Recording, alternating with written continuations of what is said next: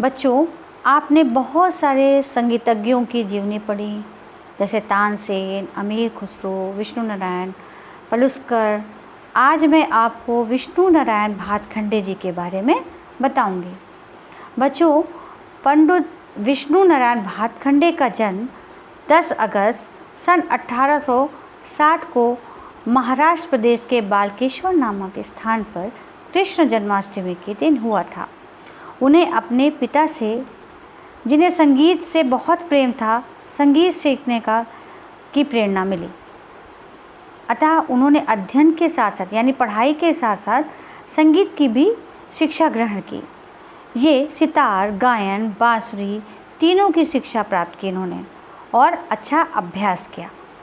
सेठ बल्लभ दास से इन्होंने सितार तथा गुरुजी बुआ बेल बात कर, जयपुर के मोहम्मद अली खां, ग्वालियर के पंडित एकनाथ, रामपुर के कल्बे अली खां से इन्होंने गायन सीखा। सन 1883 में इन्होंने बीए किया और 1890 में इन्होंने एलएलबी की परीक्षा उत्तीर्ण की। इसके बाद इन्होंने बहुत समय तक वकालत भी की। ऐसा नहीं बच्चों कि इन्होंने केवल संगीत ही सीखा, पढ़ाई नहीं की, इन्होंने बीए भी किया और उन्होंने एलएलबी किया। इन्होंने संगीत के क्षेत्र में भी बहुत सारे काम किए। अब क्या काम किया था, देखिए उन्होंने क्या किया। आधुनिक काल में संगीत के शास्त्रीय पक्षों की ओर जनता का ध्यान आकर्षित करने का प्रथम श्रेय पंडित भातखंडे जी को है, जिन्होंने जनता को वे चक्षु प्रदान किए जिनके द्वारा संगीत के क्रियात्मक रूप के दर्शन हो सके।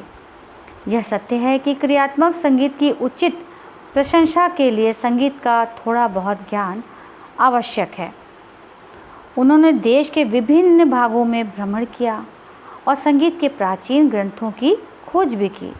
भ्रमण में उन्हें जहाँ जहाँ कोई संगीत विद्वान मिला, उन्होंने क्या किया, उनसे जाकर सहर्ष मिले, उससे भावों का विनिमय किया और जो कुछ भी ज्ञान धन देकर, सेवा करके और शिष्य बनकर प्राप्त हो सका, उनसे निसंकोच प्राप्त किया। कहीं कहीं तो उन्हें बहुत सी मुश्किलों का सामना भी करना पड़ा। उनसे विभिन्न रागों के बहुत से गीत एकत्रित किए और उनकी स्वरलिपि भातखंडे, जिसका नाम है बच्चों भातखंडे क्रमिक पुस्तक, जो 6 भागों में लिखी गई है बच्चों। यह वह समय था जबकि किसी व्यक्ति को केवल एक गीत सीखने के लिए सालों तक अपने गुरु की सेवा करनी पड़ती थी। यानी ये नहीं कि एक गाया दूसरा गाया, ऐसा नहीं, एक गीत को सीखने के लिए बहुत समय देना पड़ता था। भातखंडे जी ने क्रियात्मक संगीत को लिखित रूप प्रदान करने के लिए एक नवीन स्वरलिपि पद्धति की भी रचना की, भातखंडे स्वरलिपि पद्धति के नाम से जो प्रसिद्ध है। आजकल उत्तरी हिंदुस्तान में यह स्वरलिपि अधिकांश व्यक्तियों द्वारा मान्य है। इसके अतिरिक्त इन्होंने राग वर्गीकरण की एक नवीन विधि थाट राग वर्गीकरण के प्रचार करने का श्रेय भातखंडे जी को ही है। उन्होंने वैज्ञानिक ढंग से समस्त रागों को 10 थाटों में विभाजित किया। बच्चों, जो आप लोग 10 थाट पढ़ते हैं, उसका भी श्रेय भातखंडे जी को ही है। यह वर्गीकरण सभी विद्वानों द्वारा मानते हैं, सभी लोग मानते हैं, सारे जितने भी विद्वान हैं सब 10 थाट को मानते हैं। जिस समय भारत में रेडियो नहीं था, उस समय भातखंडे जी ने संगीत के प्रचार हेतु संगीत सम्मेलनों की कल्पना की। उन्होंने सोचा कि मतलब ऐसा कुछ होना चाहिए जिससे सभी जो विद्वान हैं वो सामने सबको, जनमानस को वो दिखें और लोगों का ध्यान आकृष्ट हो और ये संगीत और आगे बढ़े। तो उन्होंने सम्मेलन की योजना बनाई, कल्पना की जिसको कहते हैं।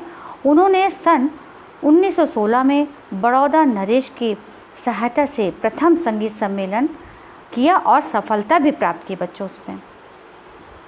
उस सम्मेलन में अखिल भारतीय संगीत अकादमी स्थापित करने का प्रस्ताव भी सर्वसम्मति से पास हुआ। शीघ्र ही उसकी स्थापना भी हुई बच्चों, किंतु अधिक समय तक न चल सकी। सन 1925 तक उन्होंने 5 वृहद संगीत सम्मेलन आयोजित किए।